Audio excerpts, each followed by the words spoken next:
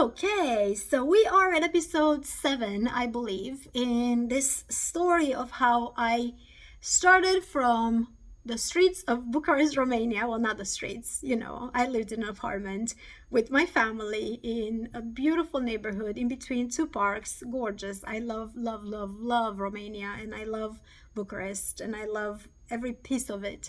And my childhood, and a happy childhood, I will say.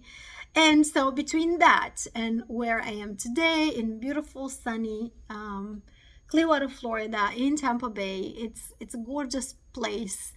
It looks like paradise. People come here to vacation, and I am blessed enough to live here on a daily basis. And I have my Carpathians because I'm a proud Romanian. My Carpathians, as in Carpathian Shepherds, I have the dogs. I have everything I could want by many standards. Like when people look at my life, they will be like, well, what more? Like you could just leave. You don't have to do anything else. You can just leave and enjoy the beach every day and enjoy, traveling and everything that you want. And that's true. I can.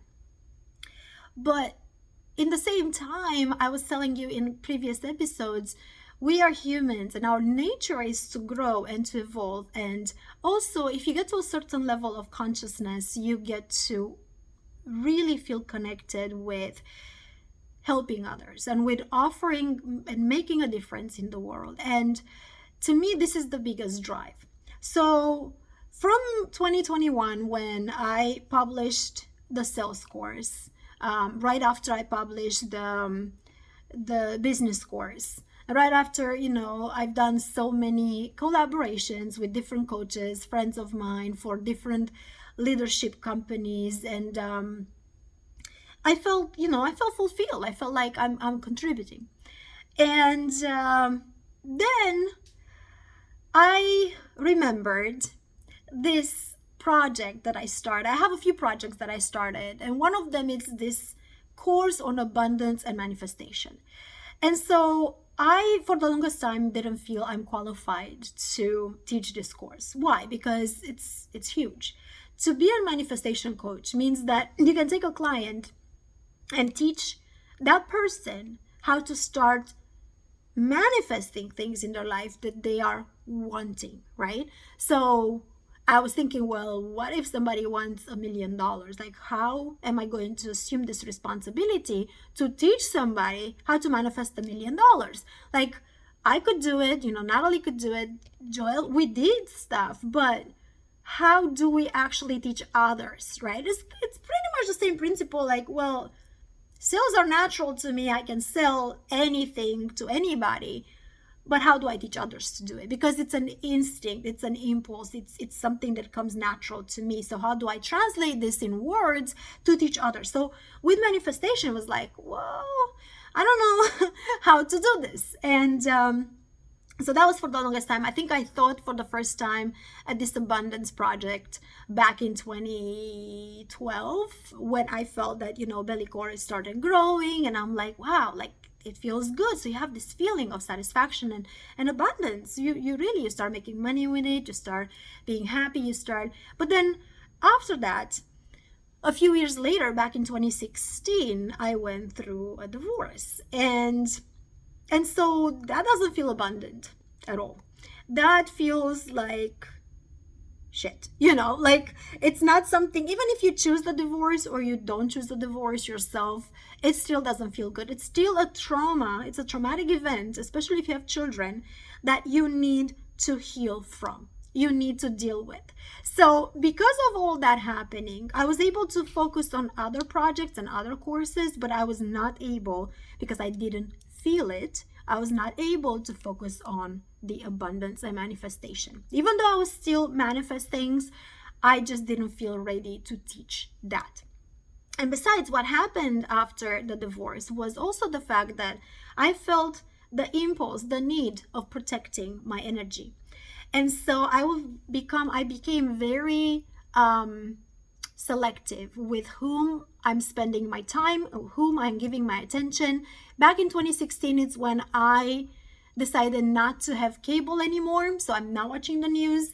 So I just put myself in this bubble, literally a bubble, not of positive attitude and happiness, because that's not what it was, but a bubble of like protecting my energy, a bubble on which I can vibrate at a high frequency and I can attract people. So people who enter this bubble are people who attract who I'm attracted to, or they attract me at the same frequency, right? So it's not about physical attraction, clearly. It's about everything. It's about people you have something in common with, subject-wise to talk about, people who are open enough to surround themselves with, your environment, like other people who think like you, people who mastermind, people who want to grow.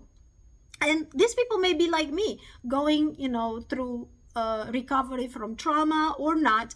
But the point is, just like back in the day, just like back where I was telling you in the first or second episode, that I didn't want my father's limitations or any limitations to define who I was. That's exactly how I felt. Again, I'm not going to let this define who I am. And of course, being a divorced person now, it just brought back a whole bunch of the old programming from my upbringing in Romania, where it was like I told you, my mom didn't think that it's appropriate for her to be divorced with a child. And for a little period of time, I went through that thinking like, oh, maybe I should remarry, maybe I should. But I passed that. It wasn't a focus. I couldn't even think about it for very long. And we all make mistakes. Everybody goes through their periods of like ups and downs. And I made my mistakes that I've learned from, for sure. But I went past that. Why? Because I kept focusing on mindset, on how I'm thinking. I knew that I'm supposed to change something in myself. I'm supposed to change the way I perceive the world, and I'm supposed to change the way that the world perceives me. Why? I mean, how? Well, just by changing me, right? So the people around me are going to perceive me differently if I am a different person. Duh. So I started thinking bigger. This is when literally I started taking it to a different level in my thinking. I started thinking from like, oh, I'm okay with just making a few $100,000 a year and having, a good living.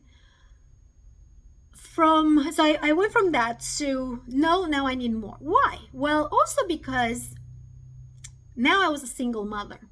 Now, don't get me wrong. Paul and I would do 50-50 we did 50-50 with Andra's time, right? So 1 week and 1 week, so everything was great there. But as a single mom, I felt that I need to not only to provide, but I need to leave a legacy. I need to show my daughter that things can be done without a man. So that's when I discovered actually the beautiful book Secrets of the Millionaire Mind. And T. Harv Eker has this example in this book that talks literally about things that I've been through. For example, he's saying that his wife, when she was little, she will go and ask her mom for money for one thing or another, and the mom will say, I don't have any money. Go ask your father. And I remember like, whoa, that's exactly what happened to me.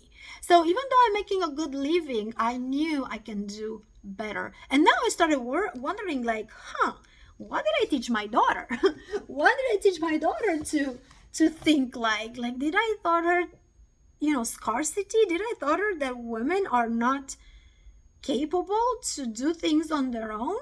What exactly did I program in her mind? Because now I knew much better about the programming in the subconscious. And now I knew much better about the power that the subconscious mind has. But also now I got to finally start understanding better Abraham Hicks. Now I've listened to Abraham Hicks since 2010 or so. And not that I didn't listen, like the first thing I heard from Abraham resonated with me so deeply that it got me goosebumps, and I'm like, ooh, this is it. This people, whatever they are, spirits, whatever they are for me. Like, I'm going to use them as my mentors, as my guides, which I did. And I'll tell you more about Abraham Hicks and the impact that this made into my life in the next episode, because it's huge. Abraham Hicks was the basis for every transformation in my life. And if you haven't heard of it, and if you haven't read them and listened to them, I think it's a must. It's not very easy to listen to sometimes, especially if you're not a native English speaker like I am not, and that's why I think it took me so many years to understand, and even now I don't understand fully. But I think also what had to change was my thinking. And so I will talk to you in the next episode, and we'll see where I went from there.